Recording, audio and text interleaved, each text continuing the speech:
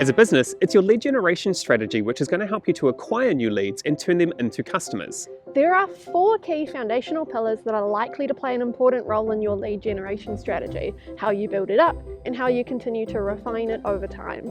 We're going to spend a bit of time talking about what each of these 4 cornerstones are and how they can apply to your lead generation strategies to help to grow your business.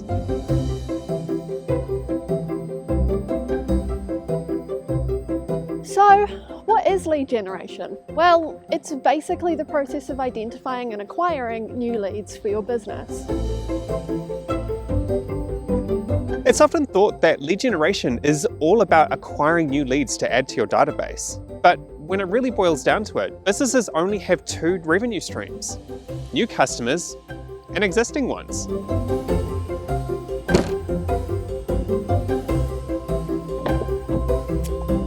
While lead generation strategies are critical for acquiring new prospects into your database, they can also be applied to your existing customer set, increasing your revenue opportunities and keeping existing customers coming back. There are 4 key pillars that we're going to be discussing today: search engine optimization, search engine marketing, demand capture, and email capture. Search engine optimization is a great way of helping both new and existing customers discover our products and solutions. Search engine marketing helps ensure we're not losing customers to competitors. Demand capture helps us to define our customer journey and ensure that we can fast track the right customers through the right journeys. And email capture focuses on creating strategies that allow customers to give you their details in return for something tangible, like an ebook or access to a webinar. Right, let's start diving in.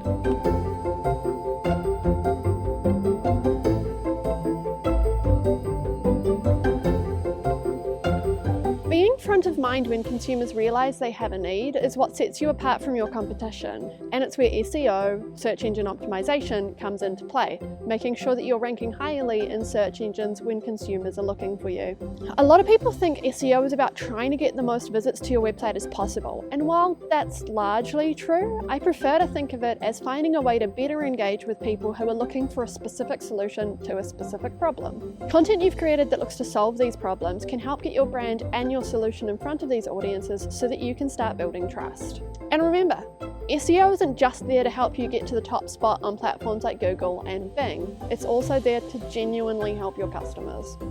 So how do we build out a good SEO strategy for a web page? Don't try to rewrite the encyclopedia with every SEO term on your web page. That can either overwhelm or give prospects the wrong impression of who you are as a business. Instead, focus one page on a single audience that you think is going to benefit the most from that one search term. Make that one page all about the result that you want. Do you want people to remember your brand or take some kind of specific action like filling out a form? Think about what that next step for the prospect should be, even if it's just getting them to take that one extra step to better understanding their need. It's important to note that SEO is an ever-changing art form. As significant changes occur around the world with your customers, as competitors start offering new solutions, the keywords that you've been using today may not end up working tomorrow. Monitoring search trends and creating competitor comparisons are great ways for you being able to start tracking how your prospects are actually searching for you so that you can then start iterating your website pages. SEM, or search engine marketing, generally refers to paid search marketing on platforms like Google AdWords, and it really goes hand in hand with SEO, as both are about increasing your visibility in search engines. But unlike SEO, which is about increasing your visibility organically, SEM is about increasing your visibility based on bidding on keywords. When someone searches for a keyword that you've put a bid on, your ad will increase or decrease in visibility depending on how high your bid was. Some keywords are in higher demand than others, and that demand usually means a much higher cost.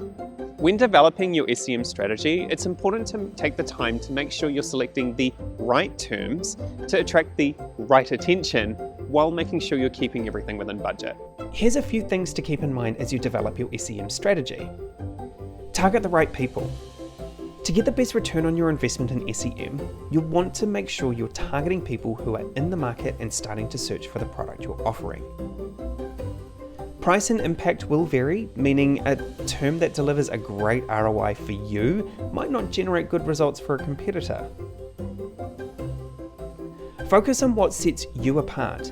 You can give your company an edge on your competition by focusing a portion of your SEM budget on search terms that align with your unique selling points and the pain points they most closely align with. Analyze and refine. Make sure you're continuously comparing the ROI of each term. You might be surprised at the differences between them, but don't rush to judgment.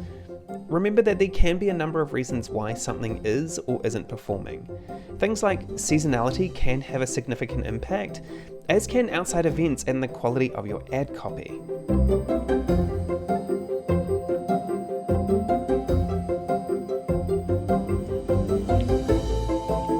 Once your SEO and SEM strategies are humming and people are arriving on your website, how do you make sure that they're doing what it is you actually need them to do? That's where demand capture, the third cornerstone of lead generation strategies, comes into play.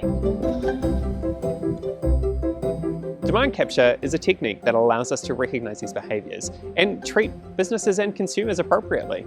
This allows us to provide the right information at the right time, better enabling us to create more sales opportunities. So how do we do that?